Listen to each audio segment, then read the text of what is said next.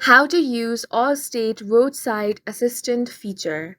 Hi guys, welcome to our channel. Let's begin. In this video, I will guide you how you can use Allstate's Roadside Assistance feature. Now, the Allstate Roadside offers fast and reliable roadside assistance whether you need a tow, jump start, help with a flat tire, or lockout assistance.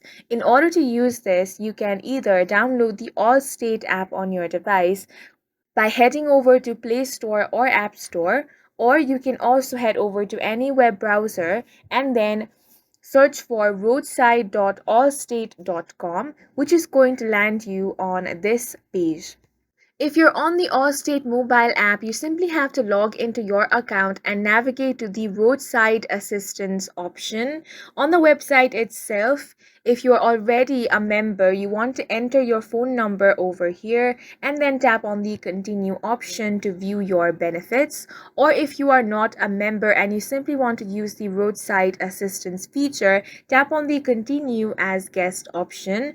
Now, no benefits will be available to you. However, you will be able to use all of these features. So as you can see, you have different features such as lockout, fuel delivery, tire change, jump start. Tap on the more option and you can also describe your situation over here and get more options over here, including help.